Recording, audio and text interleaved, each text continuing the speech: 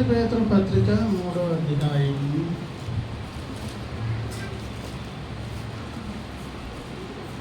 10వ వచన భాగాన్ని అమ్మ చదువుతున్నాను చూడండి. 3:10 మొదటి పేతురు పత్రిక. జీవమును ప్రేమించి మంచి దినములు చూడగోడువాడు చెడ్డదాని పలుకకుండా తన నాలుకను కపటపు మాటలు చెప్పకుండా తన పెదవులను ఆచుకునవలెను. ప్రార్థన చేద్దాం. ప్రేమ కలిగిన ఆయన వందనాలు, సహాయం చేయండి. ఈ మంచి సమయంలో సిద్ధపడే దాని కొరకు సిద్ధపాటు కోరికగా విజ్ఞాపన చేసి మీతో సమాధానపడి రేపటి ఉదయకాలం మీరు ఇచ్చే జీవంలో అర్హులంగా పొందే దాని కొరకు ఇస్తున్నటువంటి సదవకాశముకై స్తుతిస్తూ దయతో చదువుకున్న లేఖనం ద్వారా మాకు అవసరమైన మాటలు అనుగ్రహించి మేము అనేక విషయాలు తప్పి తొట్టిల్లినటువంటి వారు సమాధానపడి ధైర్యంగా మీ ముఖ దర్శనం చేసే భాగ్యం కొరకు అలాగూ రేపు రాగలిగేటట్లుగా ఈ సమయాన్ని మాకు అనుకూలపరచండి. సమయోచితకు సహాయాన్ని అందించండి, దర్శించండి. ఈ సమయానికి అవసరమైన మాటలు కూడా దయచేయమని యేసునామమున ప్రార్థించి విన్నపాలు స్వతంత్రించుకుంటున్నాను పరమ తండ్రి. ఆమేన్. దేవుని స్తోత్రం. ప్రియులారా, చదువుకున్న లేఖన భాగాన్ని గమనిస్తే జీవమును ప్రేమించి మంచి దినములు చూడగోరువాడు. ఇప్పుడు రివర్స్లో చెప్తా. మంచి దినములు చూడాలా? అయితే మీరు జీవాన్ని ప్రేమించండి. జీవమును ప్రేమించి మంచి దినములు చూడకూడదు. మంచి దినాలు కావాలని ఎవరైతే ఆశపడుతున్నారో వారు మొట్టమొదటి ఏం పని చేయాలి? జీవాన్ని ప్రేమించకపోతే నాకు మంచి దినాలు ముందున్నాయి అనే ఆశలు వదులుకోవాలన్నమాట. ఎందుకు? జీవం అంటే ఏంటో మనలో ఉన్న ఊపిరి. బ్రతుకున్నామనే రుజువు ఏంటి? మనలో ఉన్న ప్రాణాన్ని బట్టి.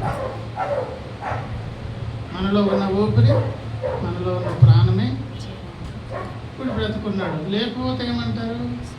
వాడు రాజైనా, మహారాణైనా, పేదవాడైనా, డబ్బున్నోడైనా, జ్ఞానైనా, అజ్ఞానైనా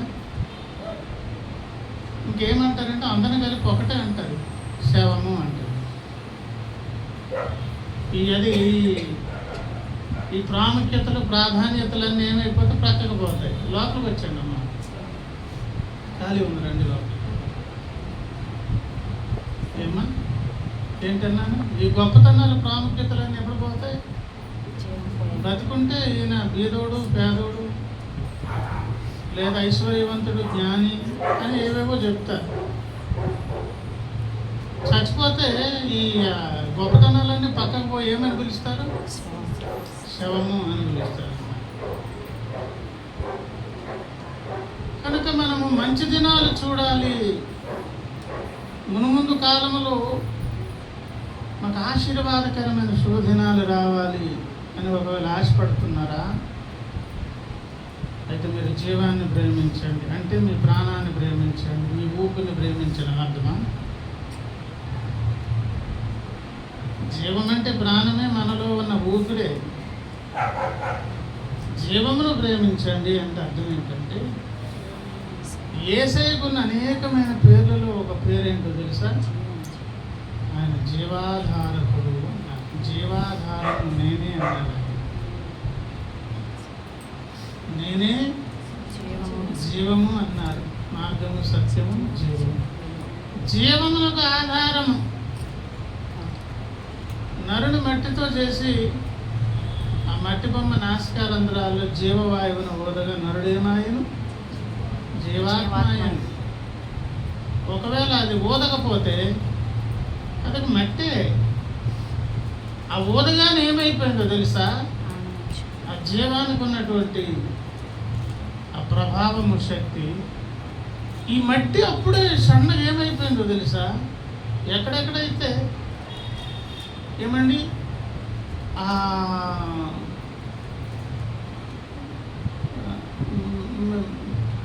మట్టి సేకరించారు కదా, సముద్ర అడుగు భాగాన్ని తెచ్చినటువంటి మట్టి నదులుగా మారింది. ఇంకా వేరే మెత్తని మట్టి, లోపల ఉన్న ప్రేగులు, కాలేయాలు, ఏమండి అవన్నీ ఎముకలకేమో కాల్షియంకి సంబంధించినటువంటి ఆ మట్టి కొంచెం గట్టిగా ఉండి తెల్లగా ఉండేదాన్ని శుద్ధ మట్టి అంటారు కదా, అలాంటిది. అలాగే భాస్వరం, ఐరన్, 14 ధాతువులు కలిగినటువంటి 14 ధాతువులు కలిగిన మట్టిని సేకరించి ఆ మట్టిని ఒక బొమ్మగా చేశారు. ఊపిరి ఊదగానే ఏమైపోయిందో తెలుసా, సడన్గా ఆ శుద్ధ మట్టి ఏమో ఎముకలుగా మారిపోయాయి. ఏమండి, భాస్వరం అంటే అది కొంచెం అగ్నిలా ఉంటుంది అన్నమాట, లోపల వేడి ఇవన్నీ. మెదడు, సముద్రపు లోపల అడుగు భాగాన్ని తీసినటువంటి మెత్తని మట్టి, తలకాయలు ఉన్నటువంటి మెదడు భాగం, లోపల ఉన్న కాలి, లివర్లు ఏవో ఉన్నాయి కదా, ఇవన్నీ వేరే వేరే మట్టి అలాగా శరీరంగా ఎముకలు, నరాలు, పైన చర్మము ఇవి ధరించుకొని కళ్ళు తెరిచి టక్కుమని చూసింది.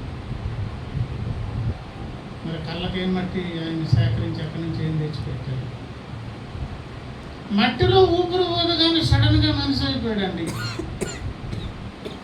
జీవవాయువు ఊదగా జీవమును ప్రేమించండి అని అంటే అర్థం ఏంటో తెలుసా, నీ జీవమునకు ఆధారమైన వాణిని ప్రేమించండి. ఆయన నాసికారంధ్రములో జీవవాయువు ఊదగా నువ్వు జీవాత్మగా మార్చబడ్డావు. ఆ ఊపిరి వెనక్కి తీసుకుంటే ఎవరైనా సరే శవం అంటారు, తీసుకెళ్ళి మట్టికి పోటు చేస్తారు, మళ్ళీ మొన్నైనది వెనుకటి వెళ్ళి మళ్ళీ ఏమైపోయింది, మట్లో కలిసిపోతుంది. మంచి దినాలు చూడాలని అనుకుంటున్నారా అని అడిగితే అందరూ ఆశపడతారు, కానీ అలా చూసేవారు ఎవరో తెలుసా, సత్యదేవునితో సమాధాన పడిన వారు. దేవుని స్తోత్రం. సత్యదేవుడైన యేసయ్యతో ఎవరు సమాధాన పడ్డారు, వారికే బైబిల్ రాసి ఆ బైబిల్లో ఉన్నటువంటి మాటల ద్వారా ఆ భక్తులకు హెచ్చరిక చేస్తున్నారు. రక్షణ పొందాం, దేవుని ఇంటికి వచ్చాం, దేవుని బిడ్డలమయ్యాం, మునుపు కంటే ఇప్పుడు కాస్త మెరుగ్గా మారాం, మేము కూడా చక్కగా పాటలు పాడుతాం, ప్రార్థన చేస్తాం, ఇంకేవేవో దైవ కార్యకలాపాలలో మాకు కొంత ప్రావీణ్యం ఉన్నది అని అనుకుంటున్నాం కదా. మంచిదే ఎదగండి, కానీ మర్చిపోకుండా ఒక గురి మీద దృష్టి పెట్టండి. ఏంట గురి? మంచి దినాలు నేను చూడాలి అని అనుకుంటే మంచి దినాలు చూసేటటువంటి వారు ఏం చేయాలంట, జీవమును ప్రేమించాలి. ఆ జీవాధారం ఎవరు? యేసయ్య. సామెతల గ్రంథము 8వ అధ్యాయంలో ఉన్నారు, చూడండి. సామెతల గ్రంథం 8వ అధ్యాయం అంటే ఇక్కడనే కాదు, చాలా దగ్గరలో ఉంది. ఇక్కడ ఒక వచనం 35, నన్ను కనుగొనువాడు జీవమును కనుగొనును, యెహోవా కటాక్షము వానికి కలుగును, జీవమును కనుగొనును. నన్ను కనుగొనగానే ప్రాణం వస్తుంది, తర్వాత కటాక్షం ఉంటుంది మన మీద. ఏం కటాక్షము? ఎవరైతే జీవిస్తున్నామనే పేరు కలిగిన వారై ఉన్నారో దేవుని బిడ్డలు, ఆ కరుణా కటాక్షాలను దేవుడు కటాక్షం అని ఇక్కడ చెప్పారు. ఆ కటాక్షము కూడా ఎలాంటిదో తెలుసా? ఏమండి, దాన్ని ఒక కిరీటంతో పోల్చారు. 103వ కీర్తన చూడండి, 103వ కీర్తన 4వ వచనం, సమాధిలో నుండి నీ ప్రాణమును అంటే రక్షణ పొందినప్పుడు, జీవమైన యేసయ్య దగ్గరకు వచ్చినప్పుడు మన ప్రాణం ఏమవుతుంది? విమోచింపబడే కార్యం జరుగుతూ ఉండగా కరుణా కటాక్షములను నీకు కరుణను కటాక్షం తీసుకొచ్చి కిరీటంగా చేసి ఎక్కడ పెట్టారు చెప్పండి? భక్తుని తలకాయ మీద. అంటే అధికారంతో హోదాతో సాధించుకోవచ్చు. నీకు ఎందుకు వచ్చేసింది, నాకు ఎందుకు వచ్చింది ఆ హోదా తెలుసా? ఆ జీవమునిచ్చిన ఆయన విశ్వ బ్రహ్మాండ నాయకుడు, విశ్వమునకు ఆయన రాజు గనుక ఆయన ఎవరినైతే తన పిల్లలుగా స్వీకరిస్తున్నారో వారు రాజులు, రాణులు, మహారాణులు, ఏమండి యువరాజులు, దేవుని పిల్లల్ని అందుకన్నారు రాజులైన యాజక సమూహం. రాజుల ఎందుకు అయిపోయిందంటే రాజకుమారులం కనుక, రాజకుమార్తెలం కనుక. రాజులు కనుక వారి తలకాయల మీద ఏముంటాయి? ఆ కిరీటానికి ఏం పేరు ఉన్నది? కరుణ కటాక్షం. ఏమండి కరుణ కటాక్షం అంటే నన్ను ఎవరైతే కనుగొంటారో వారు జీవాన్ని కనుగొంటారు. అక్కడితో వదిలేయను. బ్రతికించినటువంటి నా బిడ్డలను ఒక కిరీటపు అధికారపు హోదానిచ్చి అలా కటాక్షిస్తూనే నడిపిస్తాను. దేవుని స్తోత్రం. ఆ కటాక్షం ఏంటో తెలుసా? దాన్ని సైడ్ హెడ్డింగ్ పెట్టుకొని ఎన్నో చెప్పుకోవచ్చు. అక్కడున్న అంశాన్ని బట్టి ఏ వివరణలు ఇవ్వాలి అవి ఇవ్వాలి. అక్కడున్న కటాక్షం ఏంటో తెలుసా? ఆయన కటాక్షించే విధముగా ఆ జీవమును కొనసాగించుకునే దాని కొరకు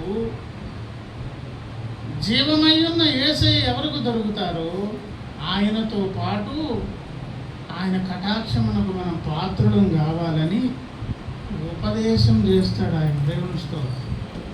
ఇప్పుడు ఆ పై వచనం చూడండి 32 నుంచి. కావున పిల్లలారా నా మాట ఆలకించుడి, నా మాట ఆలకించుడి, ఆలకించు, నా నా మార్గములను అనుసరించువారు. మాట ఆలకించండి అంటే మాట ద్వారా ఏం చేయాలి, ఎటు వెళ్ళాలి, ఎలా వెళ్ళాలి, ఏ రీతిగా వెళ్ళాలి అని దిశానిర్దేశం చేస్తున్నారు. ఎలా ప్రవర్తించాలి, ఏ రకంగా పోవాలి. ఆయన కటాక్షము ద్వారా రక్షించబడిన తన బిడ్డలను ప్రయాణంలో ఎట్లా వెళ్ళాలి, ఏ రీతిగా వెళ్ళాలి దారి చూపిస్తున్నారు ఆయన. నా మాట వింటే ఏమవుతుందంటండి? మార్గాలు అనుసరిస్తారు. అప్పుడు మీరు ధన్యులు. ఎందుకంటే ఏదో ఎదుగుదల వచ్చిందని మీరు ఆనందించడం కాదు, మీరు ముందుకు వెళ్తున్నారు పరమకణాలు. తర్వాత ఉపదేశమును నిరాకరింపక దాని అవలంబించి జ్ఞానులై. దేవుని కటాక్షమునకు మనం పాత్రలం కావాలంటే రక్షణ పొంది ఆగిపోదు. చాలామంది రక్షణ పొంది చర్చికి రావడం మానేస్తున్నారు. మనకి ఇప్పుడు ఏం దొరకట్లేదు వాళ్ళకి? ఇప్పుడు ఉపదేశం దొరకట్లేదు. దొరకకపోతే ఏముంది? ప్రయాణం ఆగిపోయింది. ఉపదేశమును నిరాకరించొద్దు. నిరాకరించకుండా ఉండాలంటే ఉపదేశం దొరికే స్థలానికి నిరాకరించకుండా ఉండి దాన్ని అవలంబిస్తూ ఉన్నారనుకోండి, వింటూ ఉన్నారనుకోండి, అప్పుడు ఏమైపోతారు? జ్ఞానులు అయిపోతారు. ఉండుడి అంటే అర్థం ఏంటో తెలుసా? ఉండుడి అనేది ఆజ్ఞే. ఉంటారో లేదో ఎవరి మీద చూశారు? ఇక్కడికే వచ్చి వినకుండా వెళ్ళిపోవచ్చు. ఇలా కళ్ళు పెట్టి నా వంక చూసి ఎంత శ్రద్ధగా వినదో నేను అనుకోవచ్చు. ఒక్క మొక్క కూడా లోపలికి వెళ్ళకపోవచ్చు. ఉండుడి అంటే ఉండేది లేనిది అనేది ఎవరి మీద ఆధారపడి ఉన్నది. ఉంటేనేమో జ్ఞానులు అవుతారు, లేకపోతే వచ్చి వెళ్తారు. ఎలాగున్న ఖాళీ గిన్నెలు అలాగే మళ్ళీ వెనక్కి వెళ్తారు అని చెప్పి అక్కడ అన్నారు. చూడండి, అనుదినము నా గడప యొద్ద కనిపెట్టుకొని నా ద్వారబంధముల యొద్ద కాచుకొని నా ఉపదేశము వినువారు ధన్యులు. ఒకనాడు ఉపదేశం వినినప్పుడు జీవం అనే యేసయ్య దొరికారు. జీవం దగ్గరకు వచ్చాం. అయిపోలేదు కదా. ఆ తర్వాత కూడా ఎక్కడ కనిపెట్టుకొని ఉండాలి? ఆయన గడప దగ్గరే ఉండాలి. అక్కడ ఏం దొరుకుతుందో? ఉపదేశం దొరుకుతుంది, జ్ఞానం అబ్బుతుంది. ఎట్లా వెళ్ళాలి, ఏం చేయాలి అనే ఒక దిశానిర్దేశం, మార్గనిర్దేశం మనకు కరువు దగ్గరుండి దేవుడు తీసుకువెళ్తూ ఉంటారు. ఉపదేశాన్ని వినలేదని నిరాకరించామనుకోండి, ఆ జ్ఞానం అంతదు, మార్గాలు తెలియవు. గుంపులో ఉండడం కాదు, దేవునింటిలోకి వచ్చేటప్పుడు నువ్వు కాంగ్రిగేషన్లో 100 మంది మధ్య ఉన్నా, 1000 మంది మధ్య ఉన్నా నీకు అనవసరం పక్క వాళ్ళతో. నువ్వు కాన్సన్ట్రేట్గా ఉపదేశం మీద దృష్టి పెట్టాలి. పక్కన పిల్లలు రాని, ఆ పక్కన సౌండ్లు, ఇంకేదో జరిగిన, ఇంకేదో హడావిడి కానివ్వండి, అవధాన ప్రక్రియ ఉండాలి. కాన్సన్ట్రేషన్ అంతా ఎక్కడికి వెళ్ళిపోవాలి? ఉపదేశం మీద.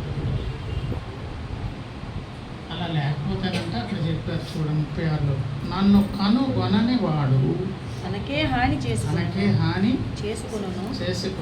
నాయందు అసహ్యపడు వారందరూ మరణమును స్నేహించుదురు. ఈరోజు యేసయ్య అంటే ఎందుకు ఇష్టం లేదు?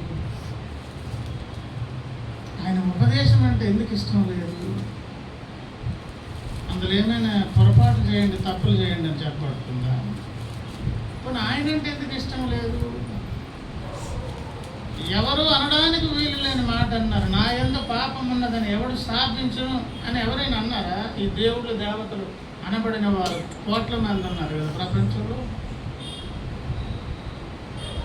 ఇంత ప్రత్యేకత ఈయనలో అని ఆశ్చర్యపోయి అటువంటి మహనీయుడిని వెంబడించడానికి బదులు కొంతమంది అసహించుకుంటున్నారు, వ్యతిరేకిస్తున్నారు.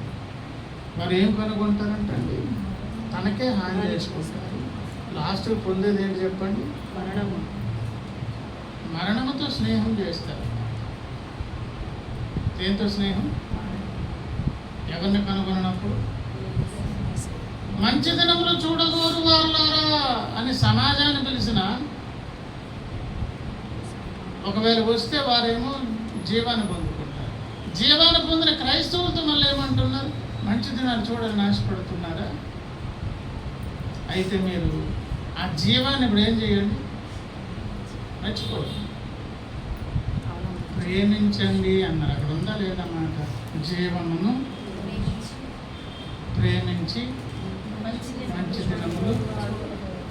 ఇప్పుడు ఆ ప్రేమించి అనేది ఒక హై టాపిక్ అండి. ఇందులోనే మొత్తం కథ అంతా ఉంది. జీవనాధారమైన యేసు అనే మహానుభావుడు మనకు దొరికినప్పుడు, ఏమండి రక్షకుడు మనకు దొరికిన తర్వాత ఆయన్ని ప్రేమిస్తున్నామో లేదు? ప్రేమించండి, ప్రేమించి ఆ 2 కాలాల్సి వచ్చిందో తెలుసా? ఆయన ఇష్టమైతే ఆయన్ని ప్రేమిస్తే సింపుల్ అండి. ఆయనకి ఇష్టం లేదు, ఏది నేను చేయను అనే దగ్గరికి వస్తాడు. అదే ధర్మశాస్త్రం బాగా చూస్తాడు. రక్షణ పొందిన విశ్వాసులకు ధర్మశాస్త్రం లేదు కనుక అబద్ధం ఆడవచ్చు, దొంగతనం చేయవచ్చు అని కాదు. రక్షణ పొందిన వారు ఎక్కడి నుంచి విడుదల పొందారు? పాపముల నుంచి, సాతానుగడి బంధకాల నుంచి మాత్రమే కాదండు.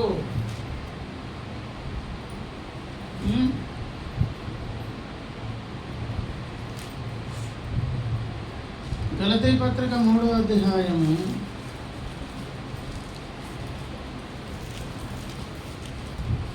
13-14 చదవండి.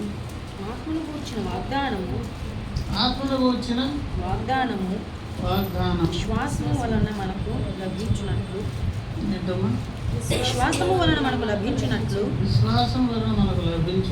అబ్రహాము పొందిన ఆశీర్వచనము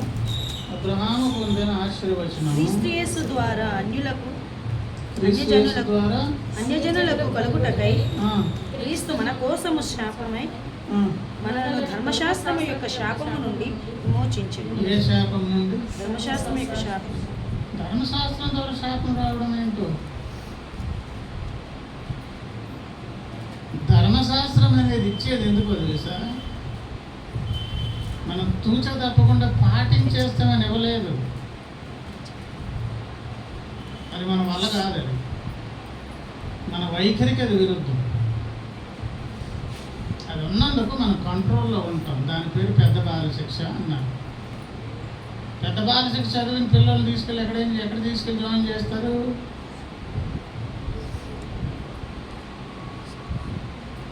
స్కూల్లో జాయిన్ చేస్తారు.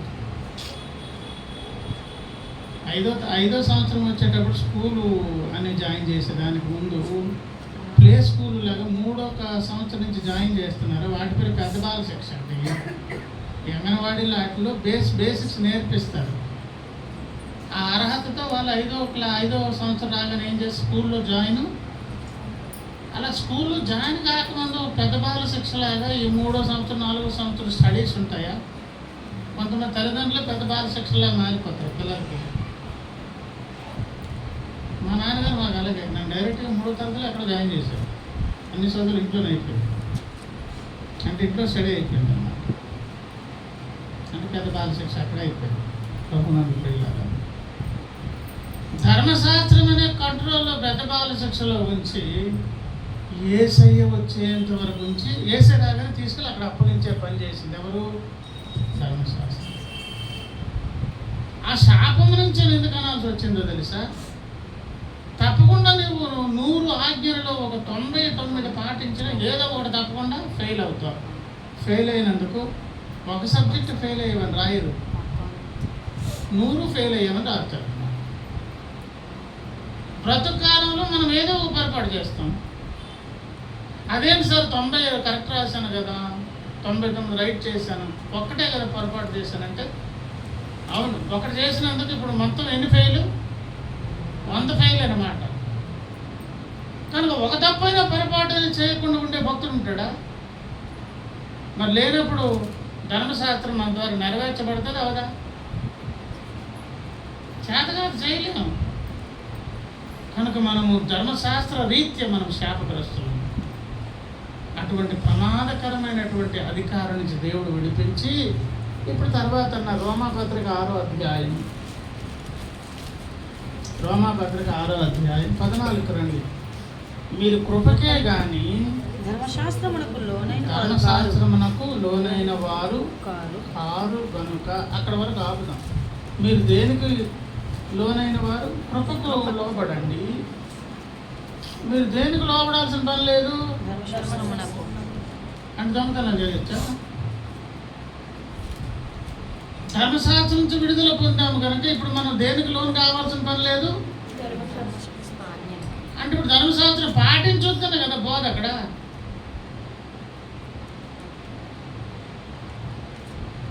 పాటించొద్దు అన్నట్టుగా ఉంది కదా. మీరు ధర్మశాస్త్రం నుంచి లోన్ కావద్దు మీరు అంటే లోన్ అయితే ఏం కావాలి? ధర్మశాస్త్ర ఆజ్ఞలన్నీ పాటించాలి. ఇప్పుడు పాటించాల్సిన పని లేదు అన్నట్టు అనిపించింది కదా. ఇప్పుడు నూతన రక్షణ పొందిన దేవుని బిడ్డ అయిన క్రైస్తవుడు, విశ్వాస వీరుడు, విశ్వాస సంబంధి అయినటువంటి వాడు ఇప్పుడు ధర్మశాస్త్రం పాటించలేవద్దా? అందుకన్నాను జీవమును ప్రేమించి అనగా అర్థం ఏంటో తెలుసా? జీవాధారకుడైన యేసయ్యను నువ్వు ప్రేమిస్తే ఆయనకి ఇష్టం లేనిది ఏది కూడా నువ్వేం చేస్తావు? ధర్మశాస్త్రములో ఉన్న ఆజ్ఞలు నేను కరాఖండిగా బిగబట్టుకొని పాటించాలనుకోడు. అది ఆయనకి ఇష్టం లేదు కాబట్టి నేను మానేస్తాను. ఎంత ఉన్నతమైన అనుభవం తెలుస్తుంది. ధర్మశాస్త్రం పాటించేటప్పుడేమో బిక్కుమని అమ్మో చేస్తే పలానా శిక్ష వచ్చేస్తుంది కాబట్టి అమ్మ బాబోయ్, అందుకు అదేం భక్తి అవుతుంది చెప్పండి? బలవంతపు భక్తి. కానీ ఇప్పుడు మనకు స్వేచ్ఛనిచ్చి ఏ భక్తి ఇచ్చారు తెలుసా? నువ్వు యేసుని ప్రేమిస్తున్నావు, ఆయనకు పలాంటి ఇష్టం లేదు, ఆయన అబద్ధం ఆడాడు, నువ్వు ఆడేవనుకో నిన్ను బట్టి ఆయన ఏం చేస్తారు? బాధపడతారు. ఆయన బాధపడ్డా నాకు ఇష్టం లేదు, నేను ఆయన ప్రేమిస్తున్నాను కదా, నాకు ఆయన అంటే ఇష్టం కదా, కనుక ఆయనకి ఇష్టం లేదు పని నేను మా ఆయనకి ఇష్టం లేదు కూర ఉండను, ఆయనకి ఇష్టం లేదు బట్టలు కట్టుకోను, ఆయనకి ఇష్టం లేదు కనుక ఊరెళ్ళను అని ఒక మనిషి ఇష్టం కొరకు ఇంకొకరు ఏం చేస్తారు? సాక్రిఫైస్ చేస్తారు లేదా? వాళ్ళ అలవాట్లు సాక్రిఫైస్ మైండ్ ఉందో లేదండి చూడండి అమ్మ, వదిలేస్తాను.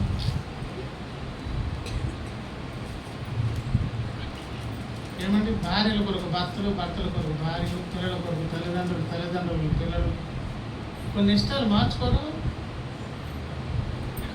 యేసును ప్రేమిస్తే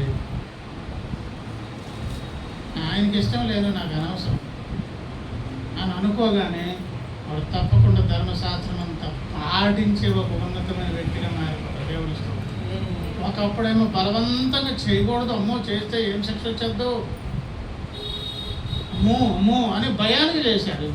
ఇప్పుడు భయానికి కాదు, స్వేచ్ఛ స్వతంత్రత అన్నీ ఉండి, స్వేచ్ఛ వాయువులు పీలుస్తూనే స్వతంత్రుడు అయి ఉండి, అందుకన్నారు గలతీ పత్రిక 5:1 ఏమన్నారు,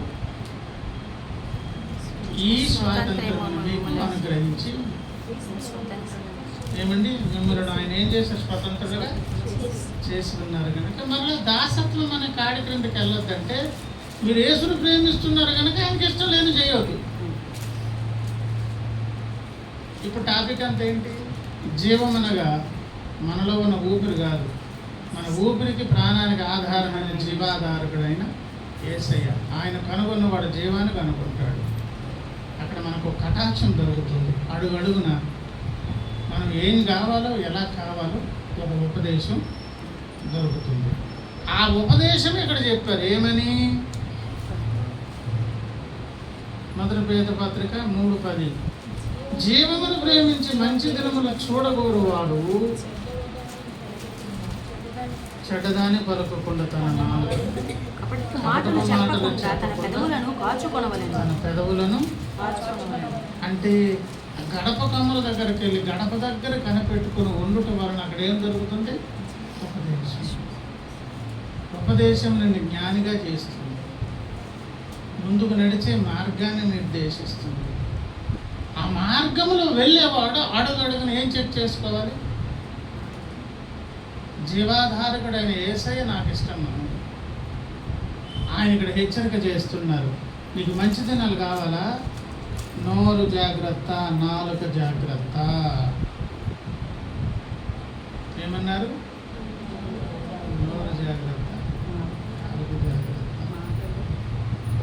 తర్వాత కీడు నుండి తొలగి మేలు చేయవలెను, సమాధానమును వెతికి వెంటాడడం అంటే అర్థం ఏంటి, అనుసరించాలి, ఫాలో కావాలి, సాధించుకొని అనుభవంలోకి వెళ్ళిపోవాలి అని అప్పుడు అన్నారు.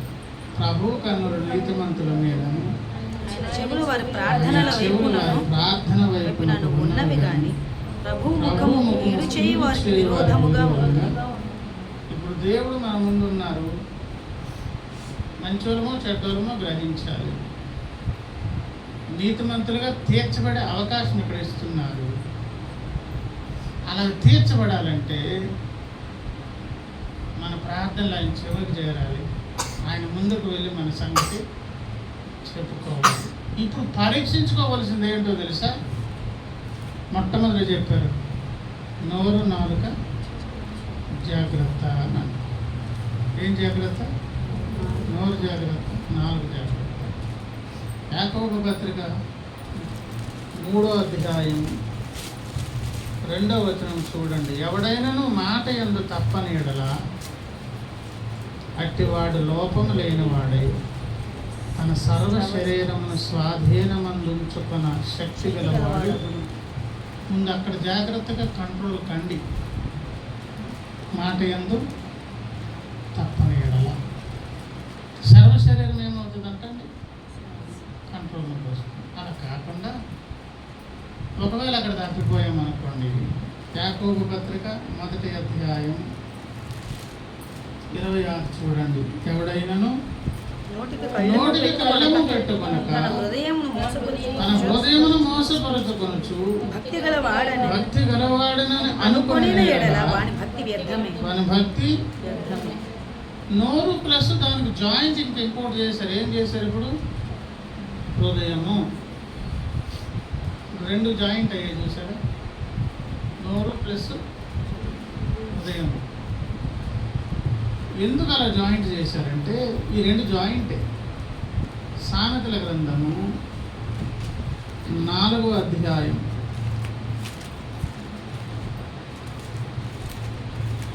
20 నుంచి చదువుతాను చూడండి. నా కుమారుడా నా మాటలను ఆలకించు, నా వాక్యములకు నీ చెవులు, ఈ కన్నుల ఎదుట నుంచి వాటిని తొలగిపోనీయకమని మాట్లాడి సన్నగా ఎక్కడికి వచ్చేసారు? హృదయమందు వాటిని భద్రము వాటిని తీసుకెళ్ళి హృదయం మందు వాటిని భద్రపరుచుకొనుము. ఇక్కడ ఆగుదాం, మళ్ళీ వద్దాం ఇక్కడికి. ఎక్కడ భద్రపరుచుకొనుము? హృదయం మందు. ఎందుకు అనంటే మనం రెండు రకాల వ్యక్తులుగా ఉండే అవకాశం ఉన్నది. లూకాసు వార్త 7వ అధ్యాయమునకు రండి. లూకాసు వార్త 7వ అధ్యాయము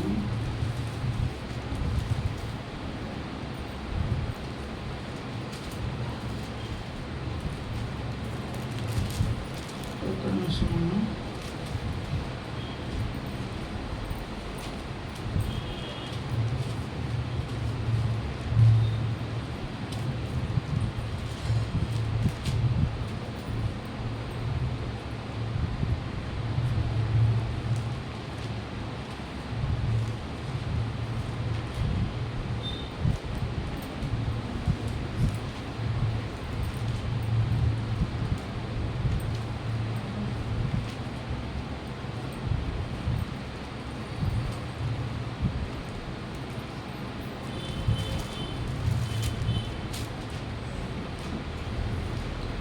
సువార్తలు కూడా ఉంటుంది, మత్తయి సువార్తలు కూడా ఉంటుంది.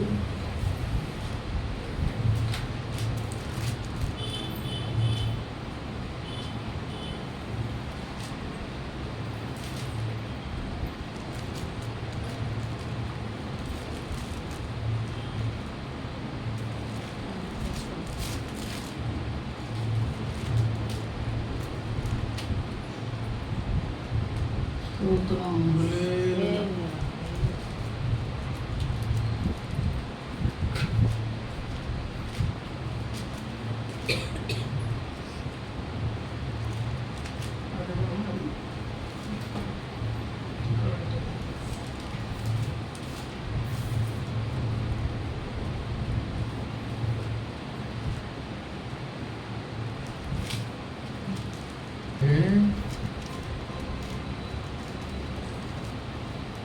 సజ్జనుడు మరియు దుర్జనుడు అనేవారు ఉంటారంట.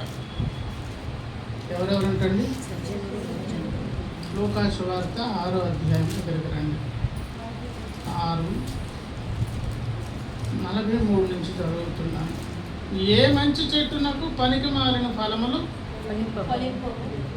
పనికి మాలిన చెట్టున మంచి ఫలములు, ప్రతి చెట్టు తన ఫలముల వలన తెలియబడును. ముళ్ళ పొదలలో అంజూరపు పండ్లు, కోరింత పొదలు ద్రాక్ష పండ్లు. కనుక అది ఏ చెట్టు అయితే ఫలాలు ఇస్తుంది కదా అని సజ్జనుడు తన హృదయము మంచి ధననిధిలో నుంచి సద్విషయములను, దుర్జనుడు ధననిధిలో నుంచి దుర్విషయములను బయటికి తెచ్చు అని. తర్వాత ఏమన్నా హృదయము దాన్ని బట్టి మాట్లాడు. అంటే రెండింటి లింక్ ఉందా లేదా? దేనికి నీకు లింకు? హృదయానికి. ఏమి నిండి ఉన్నది హృదయమునకు? మార్కు సువార్త 7వ అధ్యాయం. మార్కు సువార్త 7వ అధ్యాయం 20 చూడండి. మనుషుని లోపల నుండి బయలు వెళ్తున్నది. మనుషుని ఏమి చేయని అపవిత్ర. అంటే ఒక మనిషి అపవిత్రుడు అవ్వాలంటే ఇలా చూడండి, బయట నుంచి ఎఫెక్ట్ ఉంటుంది, కానీ అంతకంటే ముందు ప్రమాదం ఎక్కడ ఉందంట? మనుషుని అపవిత్రపరిచేది ఎక్కడి నుంచి వస్తుంది? బయట నుంచి లోపల కాదు. ఉన్నాయి బయట నుంచి లోపలికి వచ్చినవి, కానీ లోపల నుంచి బయటకు వెళ్ళేవి మనుషుని ఏం చేయను. ఎక్కడి నుంచి చూద్దాం చూడండి. లోపల నుండి అనగా మనుషుని ఎక్కడి నుంచి? అదనమాట అసలు విషయం. ఏంటేంటి? దురాలోచనలు, లోభములు, చెడుతనము, కృత్రిమము, కామవికారం, మత్సరము, దేవదూషణ, అహంభావము, అవివేకములు అన్ని ఈ చెడ్డవన్నీ లోపల నుండి బయలు వెళ్ళి మనుషుని పవిత్రపరచునని ఆయన చెప్పారు. అందుకు దేవుడు ఏమంటున్నారు తెలుసా? మీరు జీవమును ప్రేమిస్తే ఆయన కటాక్షించి ఆయన గడప దగ్గర కనిపెట్టుకొని ఉపదేశం కొరకు వేచి చూస్తే అక్కడ ఏమి హెచ్చరిక దొరికింది?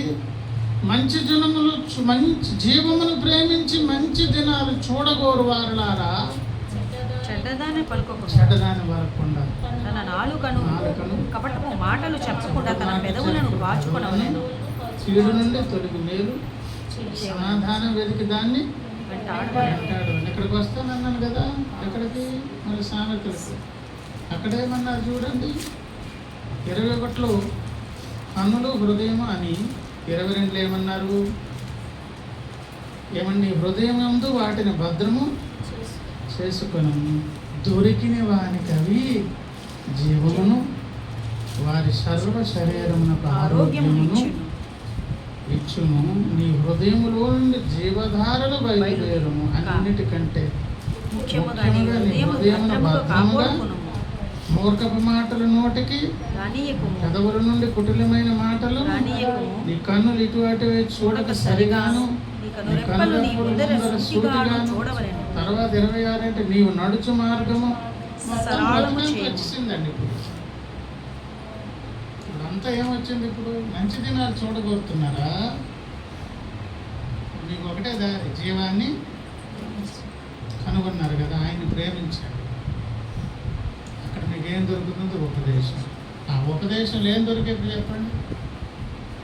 మన నడక, పడక, చూపు, ఆలోచన, తలంపులు, లోపల స్థితి, బయట స్థితి వగైరా మొత్తం మొత్తం మొత్తం అన్నీ దొరికాయి కనుక లేఖనము చేత వాక్యము చేత హెచ్చరిక పొంది గద్దింపబడి, ఇక్కడ చెయ్యండు అన్నారు కదా, చేయమని అన్నారు కదా, ఏం చేయాలి? కీడు చేయకుండా మేలు చేయండి, కీడుకు దూరంగా ఉండండి. ఏమంటే పెదవులు కాచుకోనండి. డైలీ రివిజన్ చేసే భాగాలు ఇవి మళ్ళీ పైకి అన్నారు కదా. ఈ మాట అందరి భక్తులతో మనకే, అందరి భక్తులకు అందినట్లుగా దావీదు గారు కూడా విన్నారు. ఇవి విని ట్రైల్ వేశారు. ట్రైల్ వేసి అస్సలు కుదరట్లేదు. ఒకసారి గెలిచినట్టు అనిపిస్తుంది, మళ్ళీ ఏమైపోతుంది, మళ్ళీ కథ మొదటికి వచ్చేస్తుంది. అప్పుడు పని చేశారు. ఈ మాట చెప్పి నేను అక్కడికి వచ్చేస్తాను. 141వ కీర్తన దగ్గరికి రండి.